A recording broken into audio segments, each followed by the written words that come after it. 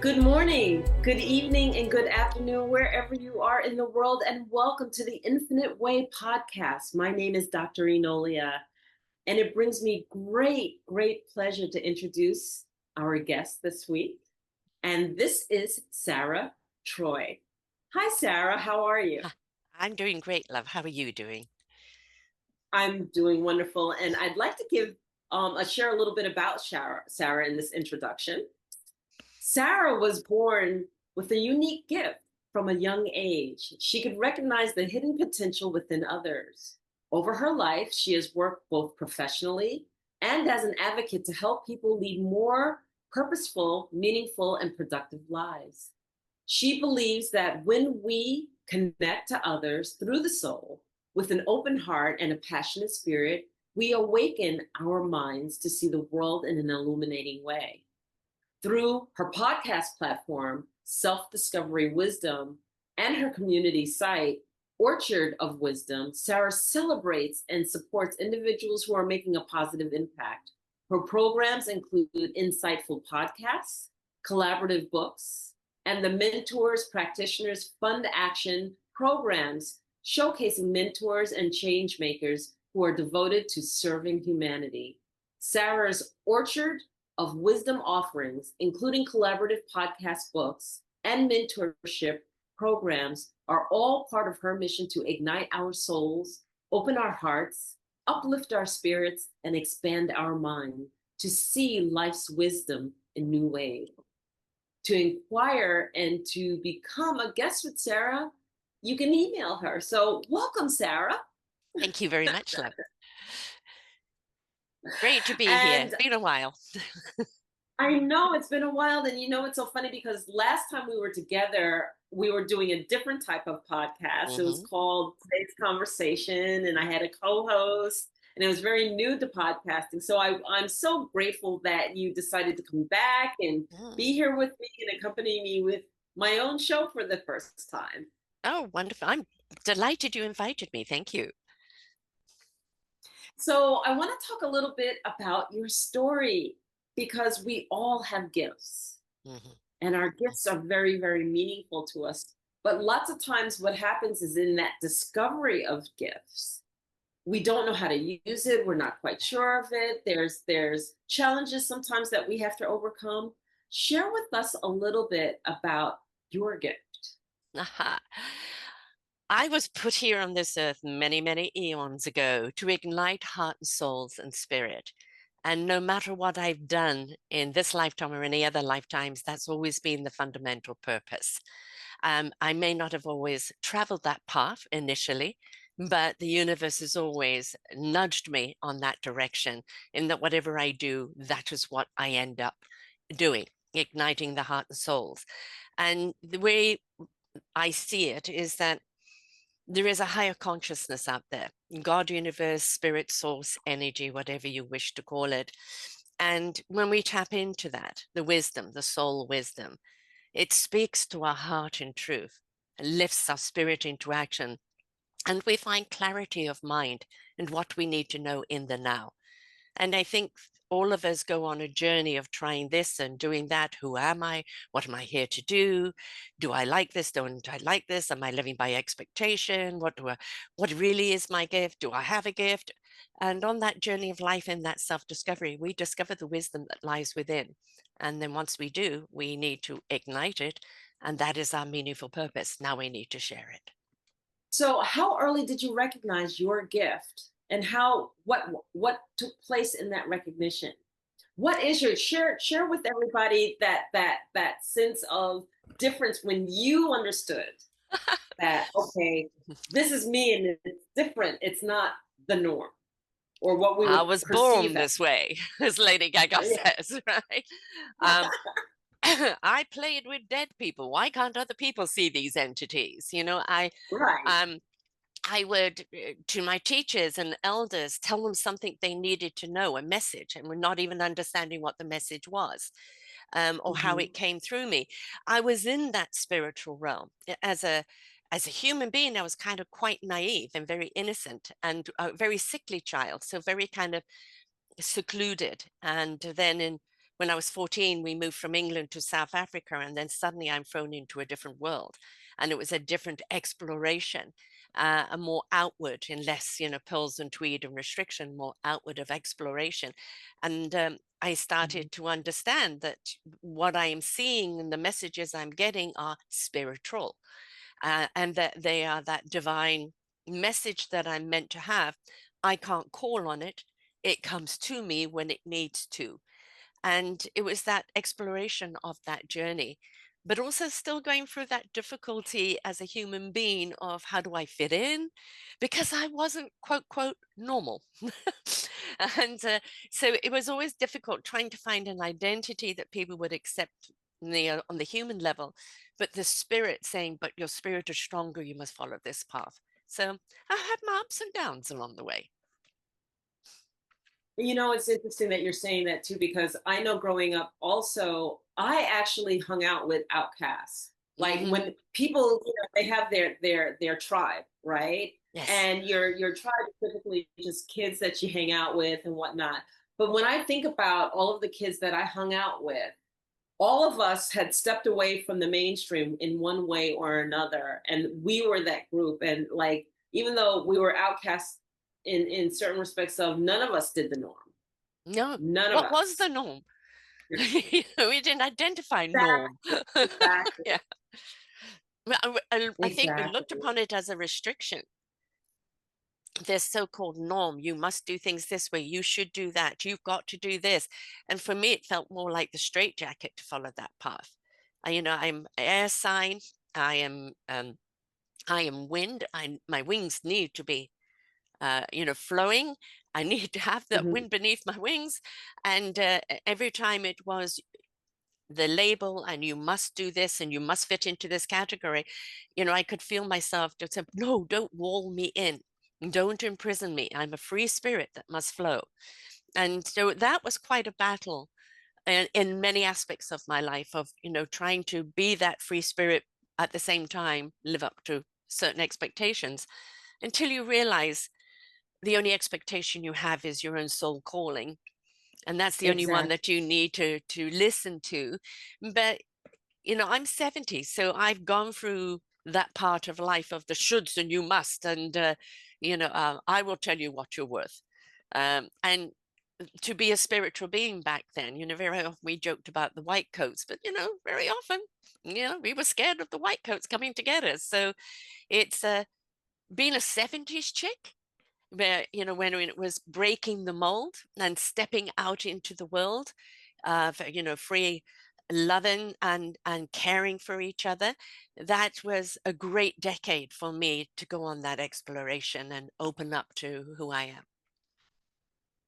Well, what you're saying is really significant, because I can remember the first time that I just declared that I was a spiritual person. Like, Hmm. it's like coming out, Yes, and yes. here for me, it was that fact. I was in a corporate world, Hmm. and you didn't do that woo woo stuff, that esoteric stuff. You Yeah. were supposed to be a good girl that's church based and blah, blah, blah, blah, blah, blah, blah. Hmm. There were these stereotypes that this is what you're supposed to do, this is how you're supposed to be, et cetera, et cetera. And I remember being petrified because it was a wellness conference, and I was offering something that was just totally holistic, not typically seen, working with tuning forks and blah, blah, blah, blah, it was just enough to basically say, no, this is not the norm. And Yes. it was just enough to say, energy. Like I couldn't even mention energy, but I could let them know that I was along those lines, Hmm. of if you want to go down and have that path and have that conversation, I'm one of those people you can have that conversation with. And I remember it was really something to come out and just basically make sure that people understood, this is where my heart is, this is where I'm coming from, and I don't really give a crap what you think or how you feel. Even though you're kind of just saying it very quickly, that those moments are palpable. Those moments are really, really Yes. serious. Yes. Yeah, they are. They're difficult because you're in conflict. And so kind of I went down a journey of, okay, what am I as a human? And so I went down, became a true colors coach, and started devising a program of how to actually identify your human traits, the strengths and the weaknesses, the common denominator that drives the human force of you. And then how do you allow your spirit wisdom to be the guider of those human traits? And it was a journey that was quite fascinating, because the more and more I understood the human realm of our traits, our perceptions, our interactions, um, our understanding from the human level, the more and more I realized how we restrict ourselves and how we need to change the verbiage and open up the language more to be more exploratory and inclusive.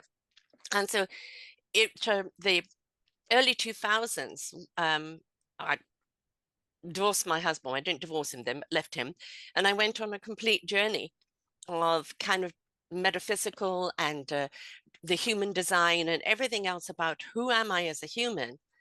How can I ignite my spirit again? Because through a tumultuous marriage, a lot of that had been suppressed.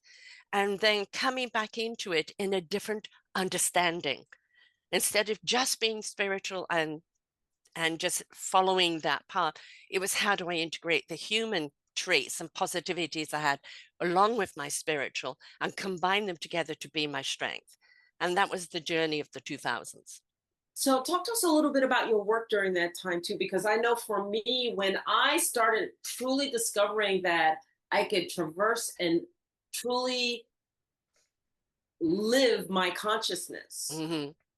that was a journey and I didn't want to be here, you know? So Oh when God, I hear you yes. say things like the humanness, I totally understand. Mm-hmm. And so for the benefit of our audience, I'm going to put it in indigenous terms, okay? And in indigenous terms, the vertical is the vertical is the etheric field, and the horizontal is like the human field, and Yeah. we traverse it going back and forth between our heart.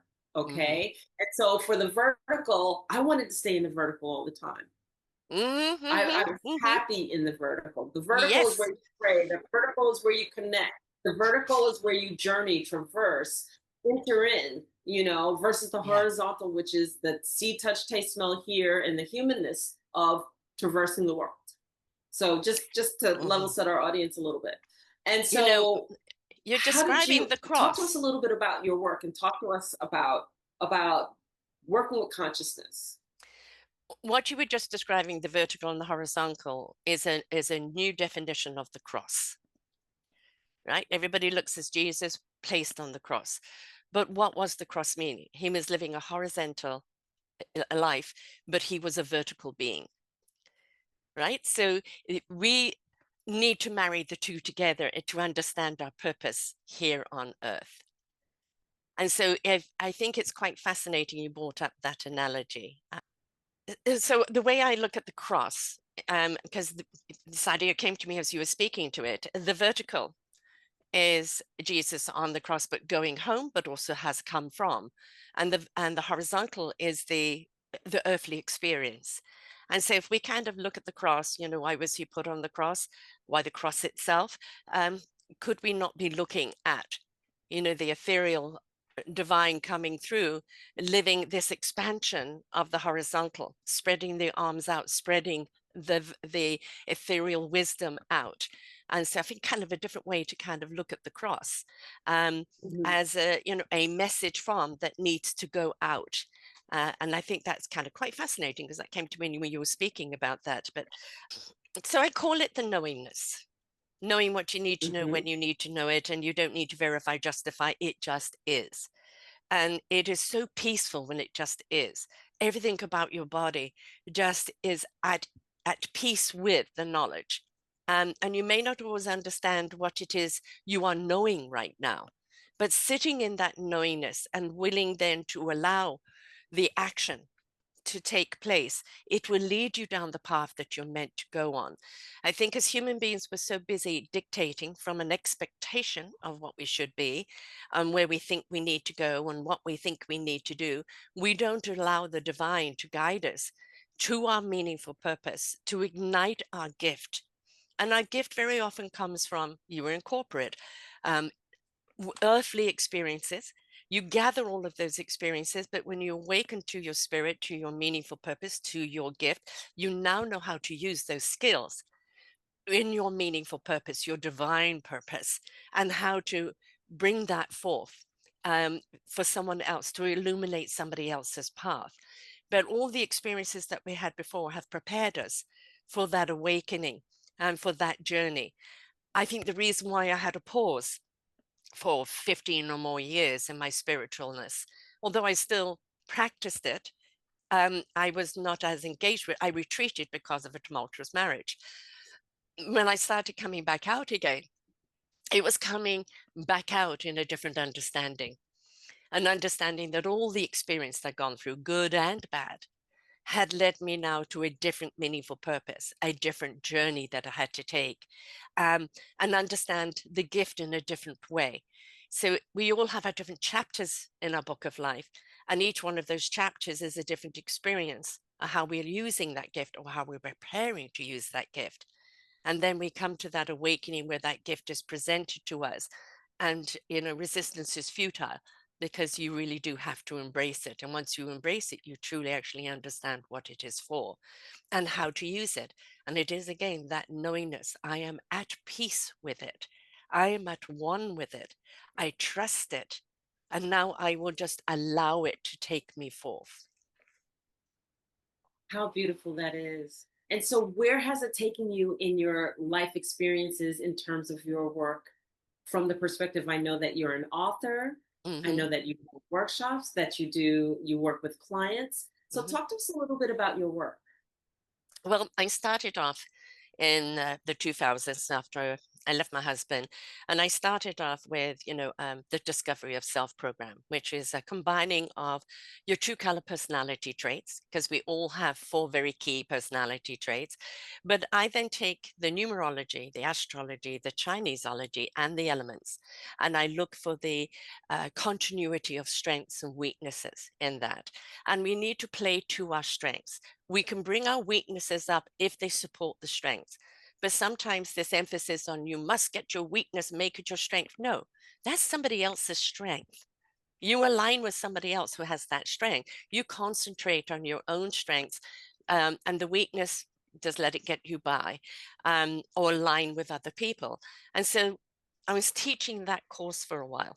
But I also, through the divine's message, invested in a quantum electric motor, which was the first one of its time. I knew nothing about the technology. I just knew that it had to be built. But this was around 2007, 2008. And I put all my money into it. And then we had somebody who was going to back it. And 2008 crash came. And not only lost everything, ended up living out of my car. And then somebody stole the technology. And it was just like bottom out. And I kind of tried to go back to what I was teaching before, and it just didn't feel right. And um, I wrote an article on depression because I was clearly in that. And somebody picked it up and said, I like what you're doing, because they went to my site. I like what you represent. Would you join my podcast network? And I said, well, what's a podcast? Because back in 2012, they were not as relevant or prevalent as they are now. And I joined her podcast. 13 months of live podcasting. I call it the soap opera training. And I then kind of, the more and more I did it, the more and more I understood why I was doing it and what it was for. So now it's 13 years later, 12 years of my own network, over 3,000 personally shows that I've done. I'm here bringing that illumination of other people's journeys, of other people's self discoveries, of other people's meaningful purpose to help somebody else on their journey of life. But then I branched off into what I call podcast books. And this was, we did one book, an ebook back in 2017, which Mhm. you can get up there. But this is the one that's closer to the heart, Our Forgotten Children. And it's an Okay. anthology of 15 people, I'm in here as well, contributing around the system that's letting our children down and how we need to change that system, how we need to bring more emphasis into the ways we raise our children.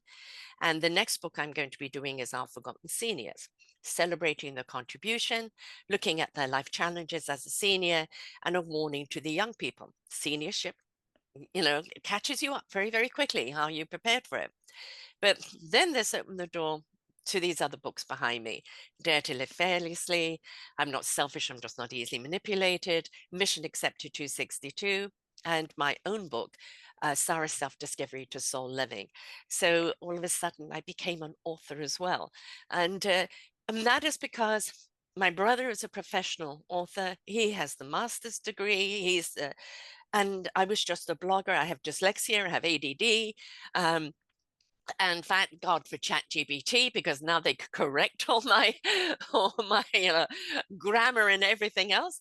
And that held me back because I wasn't the author. But I had something to say. It was something that needed to come through me. And so I allowed myself to do it. And no, it's not perfect. But if you get hung up on the commas and the full stops, and you don't hear the content or see the content, then you're not ready for it. And that's okay.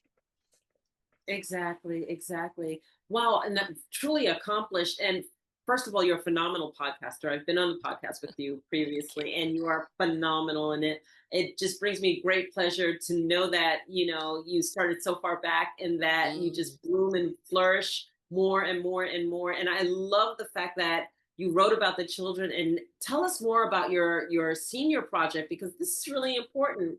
Yes. Yes, we all become seniors, and people forget this. They forget that, you know what, you got to get old too, and you have to go through Yes. If you're the lucky. stuff. If you're lucky, you're going to get old. They all saying throw out the baby with the bathwater, but don't put the seniors out to pasture, Right. before you understand the wisdom that they give. That this is an accumulated of experience and knowledge they gathered along the way. And they may not be at the same speed as you youngsters, but what we have learned, what knowledge we have, what wisdom we have, that state of self-awareness and peace and gift that we have stepped into is something to illuminate your path. And it's just like we should stop erasing history, but learn from it. It's the same with our seniors. But I think, especially in Western countries, seniors are very much dismissed.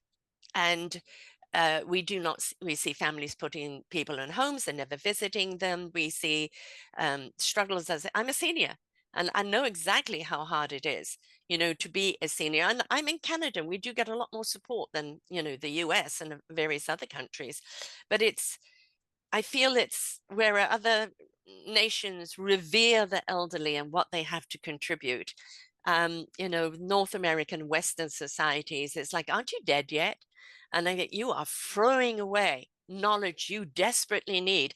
We have gone and acquired this knowledge. We've paved this path for you, so you don't have to go down the Grand Canyon. You just hit the little pockets in the road, because Right. we've done it for you. And if you listen to us, you're going to have those bumps in the road as you go. But why do you have to have the Grand Canyon along the way? Pay attention to your elderly and respect more and listen more, learn more. That's my motto for my shows: listen, learn, and apply. Yes, yes. And I'm sitting here thinking about that too, in the respect that I'm in a country where they respect their elders, Hmm. right? Like, I'm called madrina, I'm called elder, you said you young people, but at 61 years old, I'll take that compliment. I'm just a few years behind you. And I'm sitting here thinking, in North America, what happened to us? Mm. I don't know if it's different in Canada, or why is it different for us in North America, that such that we don't, there's no respect for the elderly, and to be old, your wisdom, your knowledge, our wisdom, let me not say our Yes, wisdom, our yes. knowledge and whatnot is just put off to the side. Whereas, let me tell you how interesting it is. Here I am in Angola. I'm walking down the street with my husband, and we're just doing our business, and two guys are arguing. And one of the guys recognized my husband, and he goes, he's an elder. And he stops us and he goes, elder. And in Portuguese, what he revealed is, I'm having an argument. It's over money with this man. I want you to listen to the argument, and whatever you say, I will Mm. abide by. He's going to decide it. So he brings my husband into the argument. He listens to both sides. He gives them a resolution, and then he asked us to please walk with them as they resolved it. They resolved it. I've never seen anything like it in my life. The Fabulous. respect for Fabulous. an elder, so beautiful Yes, as it that should it be. really was, like it should be. But Yes. you know, I'm looking at this encounter and I'm amazed. Yeah. You don't see that. No, you don't. We don't see that. And many of the people that I interview would be 55, 60 plus. The oldest person that I've interviewed was 92. She had her own TV show. She took a new lover at 90. You know, she's a woman with chutzpah. She really is. And the youngest I've interviewed is 10. And it's like, don't write us off as we get older. Maybe we're slower. Maybe our circle has gone smaller. Maybe we're more deliberate with our energy and where we put it, our time. But if you take the time to hear us and have a conversation with us, I guarantee you will have insights that you didn't even know you knew. Right. And bringing an elder in, what a wise person to bring an elder in to say, please listen to this conversation. All right. We need somebody neutral and somebody wise. Unless, you know, let's say not all elders are wise, right? It's a question of how you've embraced your journey, what you've learned along the way. And there are some Mhm. people who will never learn, no matter how old they get. And that's just the way it is. Um, but I think that is a great example of respect and value and understanding that they bring a more level perspective than you do, you know, as a younger person uh, um, that is in the conflict and is riding the conflictual energy. And you need the calm energy to come in, to calm that energy down and to say A, B, C, D. Now, where's F? Right. And Right, exactly. And then the bottom line too is let's just face it. We bring a different perspective. And the yes. bottom line is that when you are stuck, when you are challenged, what typically is happening is that you have one perspective, Hmm. you're hitting yourself up against the wall, Yeah. you don't know where to go. You go seeking advice from somebody who's your same age, who's going through the same thing that you're going through and Yeah. really doesn't know. So they're going to give Hmm. you whatever flippant remarks that they give you. And the bottom line is that if you dare to trust the fact that somebody older than you, whether you understood that their circumstances are different or not, can bring you a different perspective Yeah. that help you navigate through your challenges or navigate through life. My God, how horrible is that? Exactly. And you know, one of the things in my chapter in Our Forgotten Children, before I wrote it, there'd been a bunch of girls that had met online and decided to get together and stab a homeless person to death. And I don't look at those children as being bad. I look at those children as being let down. We did not teach them empathy, compassion, respect, value for life. They were feeling so empty and so disconnected without any sense of something that they were just trying to feel something and went the violent way. And then when we're living in a world when we have leaders that incite violence, it makes violence okay. And this is why I think we need to reset and, of course, hold accountable and teach our young right from the word go. Kindness is key. Kindness leads to compassion. It leads to collaboration. It leads to love. And I always say, when you're aware, you care. When you care, you do something about it. Right. So let us be aware. And so I want to emphasize the word aware because, like people go, what is consciousness? And I Mm, love to relate it because being aware is being conscious, mm-hmm. right? And people say, well, I'm conscious, I'm conscious. No, you're not conscious. We navigate through this world so fast, Yeah. so much in a hurry with our addictions, okay, that we're not conscious. We walk Mm, unconsciously. And I make consciousness akin to being barefoot. yeah. How often are you barefoot? When you're barefoot, every step you take, you're conscious of that step because what? You don't want to hurt your foot. You want to be Mm-hmm. conscious of what you're walking on. You want to tread lightly when it's very frictionless and or friction when there's a ton of pebbles or whatever the case may Mm-hmm. be. You don't mind walking a little bit harder when the path is soft and the grass cushions under your feet, right? But when you put your shoes on you don't think about where you're walking. You Mm-hmm. don't think about what's under your foot. You Mm-hmm. don't think about the impact it could have to your foot because, oh, I have padding. I don't have to Yeah. worry about it Yeah. anymore. I'm just going to move on, Yeah. right? So when we take our shoes off, then that means we are noticing how we're thinking, noticing how we're speaking, noticing how we're interacting with people, noticing how our relationships have developed based on what parts of us have put ourselves out there and how we've engaged people and how they're Mm. relating back to us. We are more conscious, but Yes. we're not conscious. No, we're more angry. You know, people have stepped into anger. I call it the lackitude instead of the gratitude. When we live in gratitude, we're grateful for every step we take, however wonky it is. When we live in Right.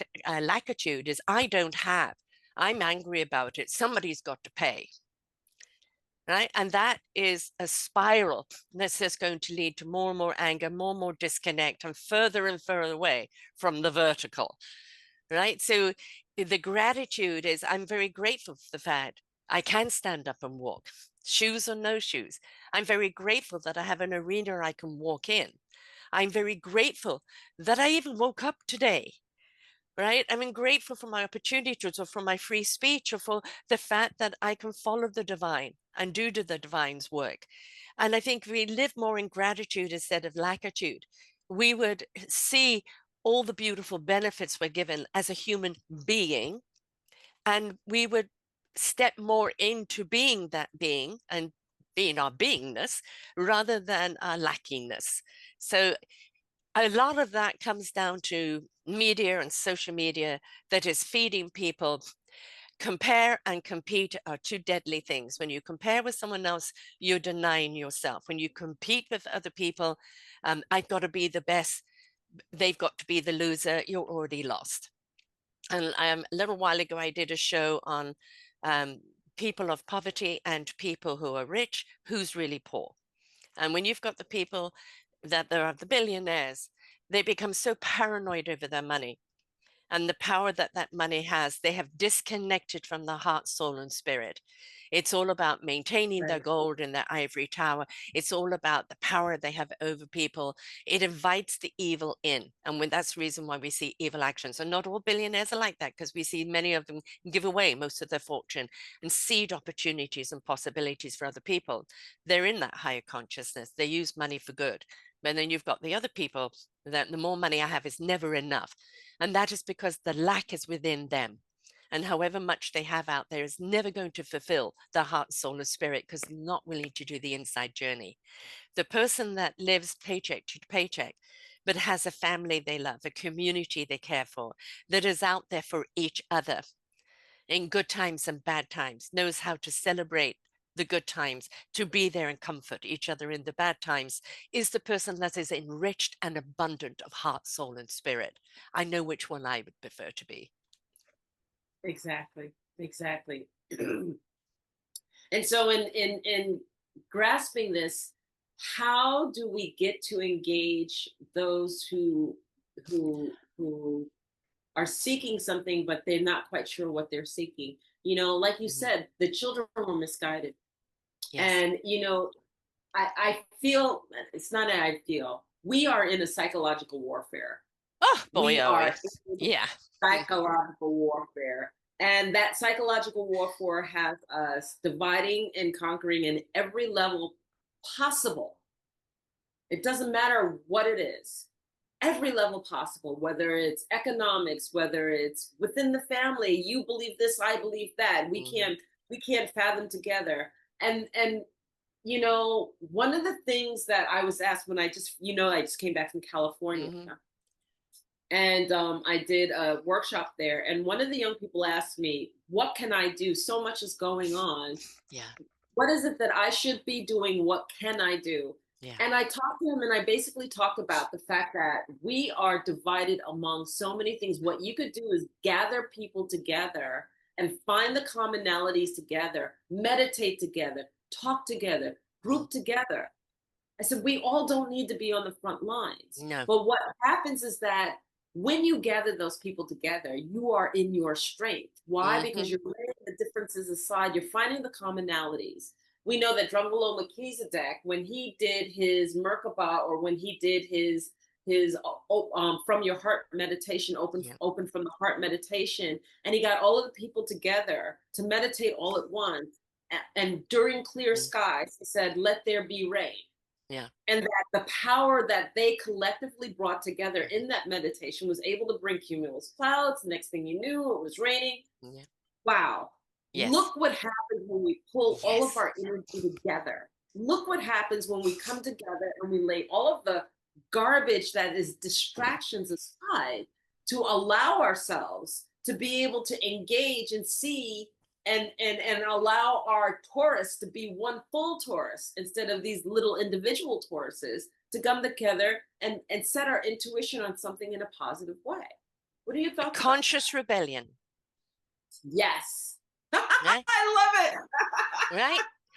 We have to become rebels at that moment, but not with pitchforks, not with guns, with the higher No. consciousness, with the love, with the compassion, with being there for each other. We have to let our voices rise up in a chorus against the tyranny, against what is wrong, and come together. The more we lift each other up to a higher frequency, a higher vibration, a higher consciousness, the more we're stepping up into that universal love. The more we're in that universal love, we cannot knowingly do harm to others. To do so is to do harm to ourselves. So this conscious rebellion right now is about love and support of each other. I Yeah. started a new podcast called The Sisterhood of Common Sense Love, and all the men that love and support them. And it's around women that I call it the mama attitude. You did what? I'm rolling up my sleeves. Now, let me tell you, that's not going to wash anymore. We're going to do things differently. And I think that's where we need, right? We need common sense. And that's part of the conscious rebellion. We need compassion. We need unification. And we need to stop saying color, sex, money, religion. We need to see each other as a heart and a soul, right? And for a lot of people, I don't know what to do. Well, ignite your heart. That's first and foremost. How do you do that? Go and put yourself in nature.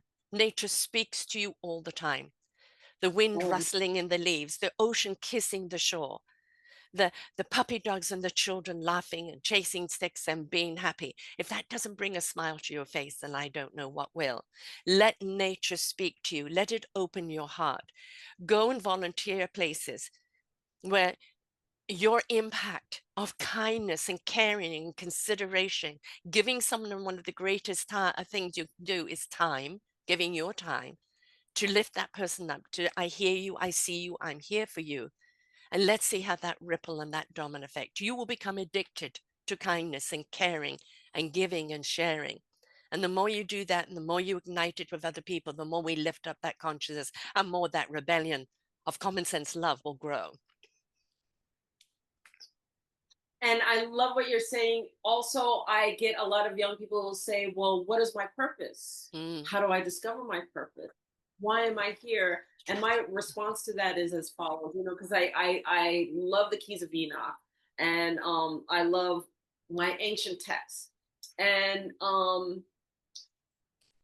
in the Emerald Tablets, it says, the children of God ask the children of men, hold your light. Mm. And so I sat with that, hold your light. If each one of us did nothing more than just hold our light. Well, what does that mean to hold your light? Hold your love, your light, Mm. your truth, Mm. stand in it, Mm. be the beacon, be the light, have the compassion, have everything that you know to be right that holds your light, that makes you shine, that makes you stand out in the beauty that you are, the best version of that you Mm. are. If each one of us focused on holding our light, then when we traverse one another, I mean, it can only be more and more gifts from there. Anything else is Illuminating the pathway for others, right? Yes. illuminating the pathway for Yeah. others and bring the light all over the world. So Yes. just for light, you don't know what you're doing. That's okay. You don't have to have a goal to. I gotta go do this and I gotta No, go do it's right. don't do, be. Don't do, See? be. Don't Yeah. think, feel. Right? Yeah. Feel. Even in the sorrow, I feel sorrow, I feel sad, what's going on? Then what can you be that can bring that light to others? Even if it's just a hug, a caring. So many Yes. people on their journey of self-discovery, so many people want to know what their meaningful purpose is. You discover that purpose the more you interact and participate with your own journey of life. You must walk your life. You must be willing to have those experiences. What you are designed for, what you're here to do will reveal itself, but it doesn't reveal itself at the beginning of the journey. The journey is in the discovery of what that meaningful Exactly. purpose is. Exactly. And I'm still on my journey because And there you'll are moments discover the when next I'm like, chapter. Yeah. exactly, Yes. exactly. And I call those chapters, what you're calling chapters, I love to call a leap of octave. A leap of Mm, octave, because I think about the harmonics, I think about mm. the vibration, I think about the fact that we're raising our energy level to the next level. And so that leap of octave where boom, it hits me. I know exactly what I need to do. I know exactly where I need to be. I'm going to navigate that way and I'm going to achieve that goal. And then I do it. And then am, I sit still and I wait for the next instructions to let me know Yeah. how to navigate next. I And look at we, it. No, I go know. I ahead. look at it as an analogy that we're all in discovery of what our instrument is. Once we Yeah, discover that instrument, we play around with it and we become good at it and we become those soloists that's really transcending in our own right. But when you join an orchestra and each one in their own strengths and respect for each other decide to play harmoniously together, we become transcending. But you cannot yeah, join that orchestra until you understand your instrument. And to understand your instrument is be willing to play with it and explore it. And that orchestra is not just one song, it is a symphony of music that can transform the world, right? We need to come together, but first understand what your instrument is. And the only way you're going to do that is to try different things, put yourself in different places, be willing to listen, learn, and apply. Podcasts, read books, watch TED Talks. For me, it was the metaphysical journey, early 2000, in my recovery of entering back into the spiritual world, reading things where I saw the parallel dimensions. And as I'm a dimensional creature, it was like going back home and reigniting my purpose here on earth. yeah. It's do whatever it is that's calling you to do. And you don't have to explain to anyone. You don't have to justify to anyone. This is your journey to take. No one else must dictate it. No one else must conduct it. Everybody along the way is there to hand you wisdom and tools that you need to apply to your journey of life, right? It's not their wisdom or their tool that you become. It's how you use it for your instrument on your journey of life. You are unique, each and every one of you. Embrace that uniqueness, embrace the gift you are, embrace the love that resides inside. And then when you do join an orchestra, I promise you, it will be more illuminating than you ever thought. And I love the word that you use. You use transcendence Mm-hmm. or transcend. And Mm-hmm. and I want to emphasize that a little bit, because when you do know your instrument well, what happens is that you transcend that which is typically depicted as the norm, Yes. right? Mm-hmm. And so Yes. in that transcendence, what we're looking to is to transcend the distractions. And then all of Mm. these things that are negatives are the distractions. So when you're Yes. sitting there looking rich versus poor, black versus white, mask, no mask, whatever it is, Yeah. those are distractions. Yes, Those are they are. distractions off of you walking your path and truly, truly embracing how you can be. And we're so wrapped up into the distractions that we forget that we can transcend. What that means to me is that you can sit and you can be so well and be tapped into your conscious so much that, and I'll take the Bible scripture. Yea, though I walk through the valley of the shadow of death, I fear no evil. You Mm. are walking the path of life. And you know Yes. what? It And doesn't light. matter what the distractions are that Yeah. are on left and right of you, what doors are opening that you choose not to go through, and what doors are closing that you wouldn't have touched anyway. You can walk through that path and you can observe and go, you're not distracting me this way, and you're not distracting me that way. I'm moving forward. I'm navigating past this. And I think to Because understand what that distraction is, and very often it is this labeling. You're a black woman, I'm a white woman, you're poor, you're rich, you're this, you're that. And it's like those are labels. Those are mhm, what people are, have identified with us in order to categorize us. No, I yeah, don't see. This is the casing you're in. This is the casing I'm in. This is the vehicle I chose to drive in this lifetime, right? And you are very much on the human side, the culture and the way you were brought up and the ethnicity of who you are. But for me, it is, what is your soul? What is your heart? What is your spirit? That's the character of who you are. So I really the don't care energy what we call casing you come Sara in. Troy. Yeah. Yes. This is just the That- casing, right? And you have yes, the yes, experience. As a black woman, you've gone through many struggles. As a black woman, to be heard, to be seen, many awful things have happened to you. I'm a white person, so I've known entitlement. Well, I haven't personally. I keep wondering, hey, like, hang on, where's this white entitlement? It hasn't hit me, but it has as a white woman. But I'm a woman, and I was a spiritual woman. So that was pushed against me. I'm a woman that holds men accountable for what they say and do. That is being most certainly held against me. The whole thing is, these are the instruments that we are in. Don't let them become a distraction from your heart and your soul's meaningful purpose. and our meaning for purpose is that we're energy beings living a human experience. We did not get Yes. to choose the outer shell that we came through. No. All we knew is that we were passed through, and then as that energy being called Enolia, as that energy Mm, being called Sarah, we encounter one another. So yes. which way do we choose to encounter, engage one another? What is our relationship? And then Yeah. we traverse and move on, or we open our hearts and we create something even more beautiful together. You know, More this is what beautiful we should together. do. That's what I'm advocating for. The conscious Exactly. rebellion. Yeah. I love that. So, do you use that term in any of your books or anything, or is that You just know what? something? No, it's through this conversation that has come up, and actually, I love it. every week I do my own show, and very often, a word will come up, and then I do a show around it, and I never know what I'm going to say and do. I just do it, and but this rebellion has been there, and I was watching Andor from Star Wars the other day, and kind of looking at all of the movies and everything that they've depicted is that only together can we rise up against. Now, about 7.5 years ago, the universe gave me a saying: I'm going to shake you up, to wake you up, for you to step up and change it up and grow up as a human race, grow up consciously, but also grow up, grow up. And we're seeing many people have heard that message and they already have stepped up and changing up like you are. You have the change platform. There's still many, many people that are being shaken up, but it scares them because even though the life they were living was not good for them, they are more fearful of change. And so the Hmm. shake-up is something that's become fearful. Give me back my pain. Give me back my fear. It's what I know.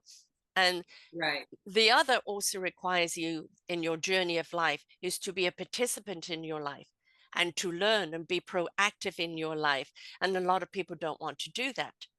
They're, no, where's my Amazon delivery conscience? No, it doesn't work right. that way, right? Doesn't work that way. Sorry, folks. There's no app, right? It's a journey that you've got to be willing to take. And when people are fearful of the change, they rather stay with the abuse rather than I will no longer accept this abuse. I am worth more than that. I'm willing to journey.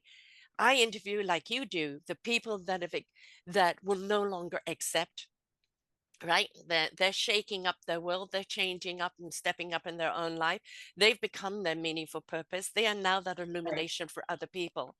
Right, and the right. more we listen to these people and their journeys of life, the more it sheds light on I too can do that. Exactly, exactly. And I dared to take the leap. Yes. I love this conversation. I know that we're coming up on an hour. I so hate to even put a damper on it to say that we're going to be coming close to an end. But what I would love to do is I would love for you to share with us what you would want to leave everybody with in terms of consciousness and that conscious rebellion as they embark on daring to walk barefoot a little bit, because people will hear this and Mhm. people will say, okay, I get it. I get it. Yeah, walk barefoot. What am I supposed to encounter? What am I supposed to feel now that I've ripped the shoes off? Yeah. Big emphasis on one word you said there. Feel. Feel the wisdom. It will show you the knowledge. Do not think the knowledge, for it blocks the wisdom. The knowledge is an accumulation of lessons learned or things we've taken in, data. And if we're stuck on the thought, we're always, yes, but, yes, but, yes, but. Sit on the but and open yourself up to the soul wisdom, the knowingness. Let it resonate with your heart in exuberance. The spirit spreads its wings. The clarity begins to come. Accept that clarity. Allow, take that journey in wonderment. You can take common sense fear with you. That stops you from walking in front of the bus or putting your hand in the fire. Pay attention to that. But don't look at every door closed as fearful. Open it up in wonderment, in exploration, in excitement of what else you're going to discover on this path of your life, and be willing to take it and embrace. It's not about a destination, it's about the accumulation of your life experiences and the people that you meet and how it changes you, how you grow, how you become, how you step into that beautiful illuminated being that's going to shed light on somebody else's path. Do not be afraid to open up those doors and become, but you must feel the wisdom to understand the knowledge. And the knowledge that's given you is only in the moment. There is more knowledge to have in the next moment. Stop rushing to the next moment. Pay attention to the moment that you're in. I love it. And with that said, this is Sara Troy. Sara, you have to share how people can reach you. You have to share the books that you have available. I Mhm. want you to take the time to share your work, the podcasts that you do, everything. Please, please take the moment. Well, you can find the books on the orchardofwisdom.org, O-R-G, folks, .org.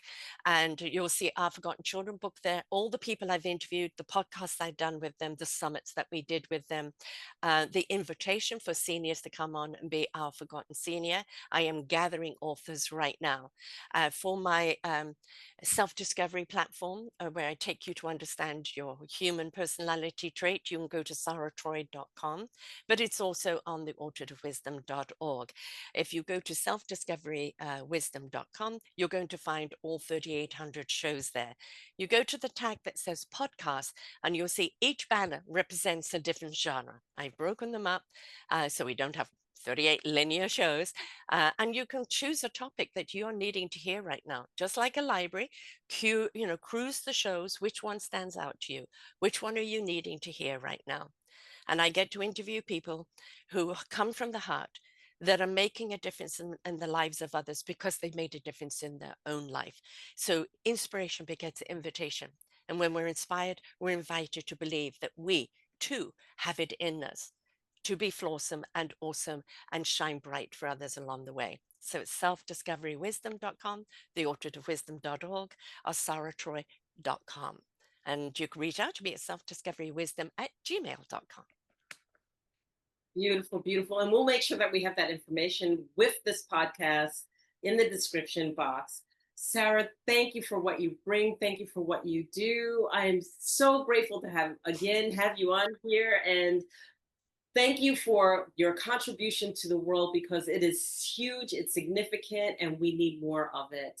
And especially a thank you for the work and the project that you're doing with the elders, with the seniors. It is so, so, so, so important. We cannot be forgotten.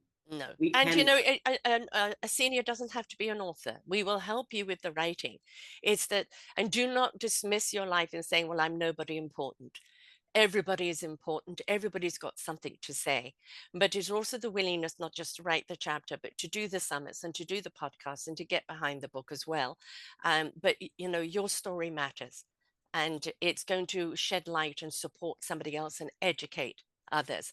And when we're aware, we care. When we care, we do something about it. And I look forward to having you back on Self-Discovery Wisdom again as well. Thank you. Thank you so much. And I welcome it too. I just want to say thank you for again being here. And if you like this episode, please like and subscribe to The Infinite Way, Enolia. And also, you can listen to this replay of this episode on Wombology, my platform on the radio. That's Fave Unite FM radio. And I'm really excited because that's where women's voices reign. So we bring a plethora of podcasts and beautiful, beautiful women like Sara and her voice on The Infinite Way through that platform so that it can be heard all over the world. So again, like us, subscribe to us, and this has been another episode of The Infinite Way, and we will see you next time. Take care for now.